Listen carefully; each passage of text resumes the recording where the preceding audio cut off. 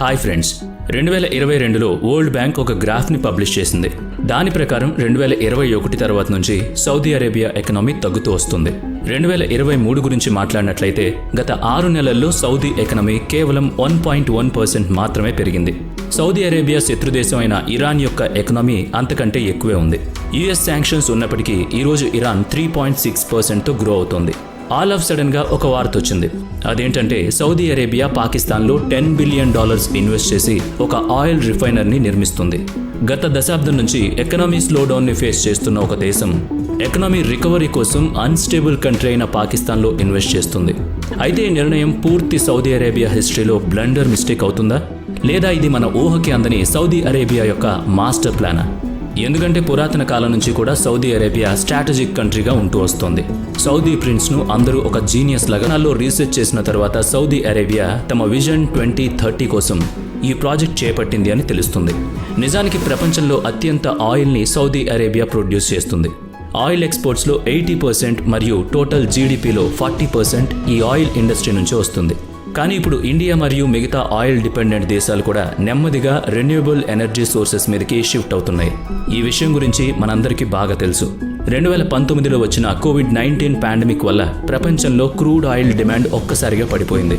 Saudi Arabia crown prince Mohammed bin Salman Al Saudi ఈ విషయాన్ని visualise చేసుకుని 2016లోనే ఒక అంబిషియస్ ప్రాజెక్ట్ను ప్రారంభించాడు. అదే 2030. ఈ ప్రాజెక్ట్లో భాగంగానే సౌదీ అరేబియా తన ఇన్కమ్ సోర్స్ని డైవర్సిఫై చేయడానికి యూరప్, ఆఫ్రికా, ఆసియాలో ఉన్న ఇంపార్టెంట్ లొకేషన్స్లో తమ స్ట్రాటజిక్ కనెక్టివిటీ మరియు ఎకనామిక్ క్యాపబిలిటీస్ని పెంచుకోబోతోంది. సౌదీ యొక్క ఈ ప్లానింగ్లో పాకిస్తాన్లో ఉన్న గ్వాడర్ పోర్ట్ కూడా ఇన్వాల్వ్ అయి ఉంది. సౌదీ స్పెసిఫిక్గా పాకిస్తాన్లో ఇన్వెస్ట్ చేస్తుంది అని న్యూస్లో వస్తుంది.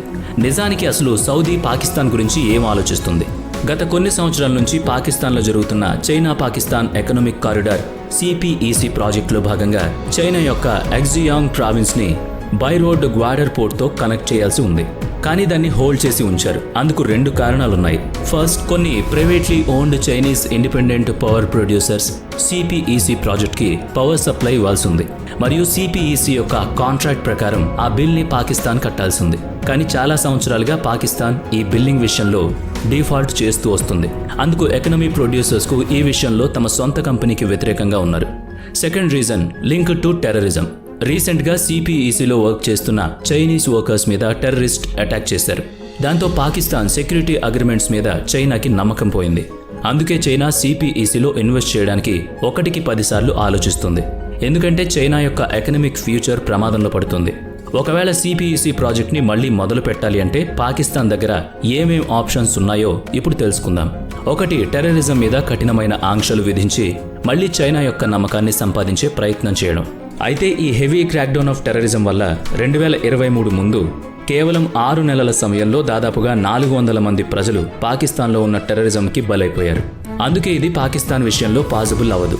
అప్పుడు వాళ్ళకి ప్లాన్ B కావాలి. పాకిస్తాన్ ప్లాన్ B గురించి ఆల్రెడీ ఆలోచించింది. ఇంతకీ ఆ ప్లాన్ B ఏంటంటే CPECలో ఇన్వెస్ట్ చేసే ఒక మేజర్ కంట్రీని వెతికి పట్టుకోవడం. ఆ కంట్రీ ఇన్వెస్ట్ చేయడం వల్ల టెర్రరిజం కూడా అటాక్స్ చేయకూడదు. ఇన్ఫ్యాక్ట్ టెర్రరిస్టులు ఆ కంట్రీ ఒక ఫారిన్ కంట్రీగా భావించకూడదు, తమ సొంత వాళ్ళు అన్నట్టుగా భావించాలి. అలాంటి కంట్రీస్ కేవలం కొన్ని మాత్రమే ఉన్నాయి. ఆ కొద్ది దేశాల్లో సౌదీ అరేబియా కూడా ఒకటి. నిజానికి పాతకాలం నుంచి పాకిస్తాన్ మరియు సౌదీ అరేబియాలకి సత్సంబంధాలు ఉన్నాయి. ఐడియాలజికల్గా చూసినా కూడా ఈ 2 దేశాలు చాలా రిలేటెడ్గా ఉంటాయి. అయితే ఇందుకు కొన్ని ముఖ్యమైన కారణాలు ఉన్నాయి. అవేంటంటే 1, 2 దేశాలు కూడా ఇస్లామిక్ కంట్రీస్ అవుతాయి. పాకిస్తాన్ ఫామ్ అయిన తర్వాత ఇస్లామ్స్ని ప్రాపగేట్ చేయడానికి పాకిస్తాన్కి సౌదీ అరేబియా ఎక్కువ మొత్తంలో ఫండింగ్ ఇచ్చింది. రెండవది ఏంటంటే 1970లలో సౌదీ అరేబియా సోల్జర్స్ మరియు పైలట్స్కి పాకిస్తాన్ ఆర్మీ ట్రైనింగ్ ఇచ్చింది.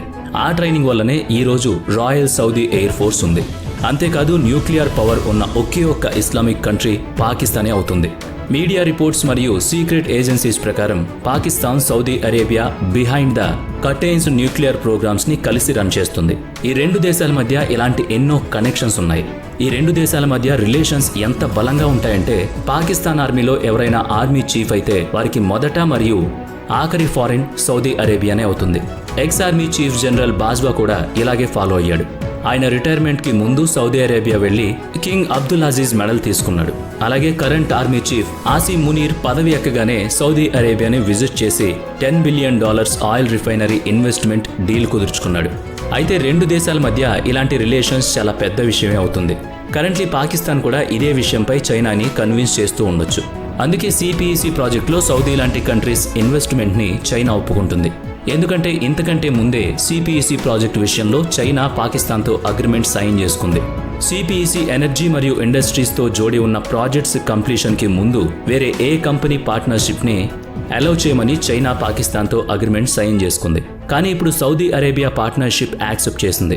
అంటే చైనా లాగానే సౌదీ అరేబియా కూడా పాకిస్తాన్ని ఉపయోగించుకోబోతోంది. కానీ ఎలా? పాకిస్తాన్లో ఆయిల్ రిఫైనరీ కోసం $10 బిలియన్ ఇన్వెస్ట్మెంట్ యొక్క అనౌన్స్మెంట్ జరిగింది కదా. ఈ డీల్ 27 జూలై 2023లో సౌదీకి చెందిన సౌదీ అరోమిక్ తీసుకుంది. కానీ ఈ అనౌన్స్మెంట్ టైమింగ్ మాత్రం కొంచెం విచిత్రంగా ఉంది. ఎందుకంటే సౌదీ జనవరి 2019లో మొదటిసారి ఇదే అనౌన్స్మెంట్ చేసింది. అప్పటి సౌదీ ఎకనామిక్ మినిస్టర్ పాకిస్తాన్కి వచ్చాడు. ఆ తర్వాత ఒక నెలలో సౌదీ క్రౌన్ ప్రిన్స్ పాకిస్తాన్కి వెళ్లి $10 బిలియన్ డీల్ కుదుర్చుకున్నాడు. కానీ అప్పటి పాకిస్తాన్ అన్స్టెబిలిటీ చూసి సౌదీ ఈ డీల్ని హోల్డ్లో పెట్టింది. కానీ 3-4 సంవత్సరాల్లో పాకిస్తాన్లో ఏం స్టెబిలిటీ కనిపించిందో మళ్లీ సౌదీ పాకిస్తాన్లో ఇన్వెస్ట్ చేయడానికి రెడీ అయ్యింది. ఈ విషయంలో సౌదీ అరోమిక్ కంపెనీకి సంబంధించి లేటెస్ట్ న్యూస్ ఆర్టికల్ ప్రకారం 21 జూలై 2023న చైనా యొక్క అతిపెద్ద ఆయిల్ కంపెనీ $3.4 బిలియన్ వాల్యూ స్టాక్స్ని సౌదీ కొనుక్కుంది. 2019 నుండే గ్వాడర్లో ఆయిల్ రిఫైనరీ కోసం సౌదీ ప్లాన్ చేసుకుంది. కానీ అప్పుడు డీల్ని హోల్డ్లో పెట్టింది. కానీ అప్పుడు ఆయిల్ ఇంపోర్ట్స్ కోసం మలాకా స్ట్రైట్కి ఆల్టర్నేట్ రూట్ చైనాకి ఖచ్చితంగా కావాలి. అందుకే సౌదీ పాకిస్తాన్లో ఇన్వెస్ట్ చేసి చైనా నుంచి ప్రాఫిట్ సంపాదించుకోవాలని అనుకుంటుంది. దాంతో చైనాకి మలాకా స్ట్రైట్కి ఆల్టర్నేట్ రూట్తో పాటు సౌదీ ప్రొటెక్షన్ కూడా లభిస్తుంది. ఎందుకంటే సౌదీ ప్రాజెక్ట్స్ మీద అటాక్స్ జరిగే ఛాన్సెస్ చాలా తక్కువగా ఉంటాయి. సౌదీ ప్రకారం ఈ ఇన్వెస్ట్మెంట్ వల్ల చైనా నుంచి వచ్చిన ప్రాఫిట్ విజన్ 2030కి ఉపయోగించుకుంటుంది. దాంతోపాటు పాకిస్తాన్లో ఉన్న రెడీమేడ్ గ్వాడర్ పోర్ట్కి ఉపయోగించుకోవచ్చు. కానీ వీటన్నిటి మధ్యలో పాకిస్తాన్కి ఏం లాభం చేకూరుతుంది? ఈ విషయంలో పాకిస్తాన్కి ₹1 కూడా లాభం లేదు. పాకిస్తాన్ ఓ న్యూస్ పేపర్ ట్రిబ్యూన్ ప్రకారం సౌదీ అరోమిక్ ఎంటర్ ప్రాజెక్ట్లో కేవలం 30% మాత్రమే ఇన్వెస్ట్ చేసింది. మిగతా 70% పాకిస్తానే మేనేజ్ చేస్తుంది. Pakistan state oil, Pakistan Arab refinery, oil and gas development company limited, Pakistan petroleum limited మరియు గవర్నమెంట్ హోల్డింగ్ ప్రైవేట్ లిమిటెడ్ కంపెనీల ద్వారా ఈ 70% ఇన్వెస్ట్మెంట్ని కవర్ చేస్తుంది. ఇంత ఇన్వెస్ట్ చేసినప్పటికీ పాకిస్తాన్కి ఏం లభించదు. ఎందుకంటే సౌదీ పాకిస్తాన్ డీల్ ప్రకారం 20 సంవత్సరాల వరకు సౌదీకి ట్యాక్స్ బెనిఫిట్స్ ఉన్నాయి. అలాగే ఈ కంపెనీ కన్స్ట్రక్షన్ యొక్క కాంట్రాక్ట్ చివరికి చైనాకే ఇవ్వడం జరిగింది. సిపిఈసి ప్రాజెక్ట్ లాగానే ఈ కంపెనీ ఎంప్లాయ్మెంట్ ఆపర్చునిటీస్ని కూడా చైనా వాళ్ళే లాక్కుంటున్నారు.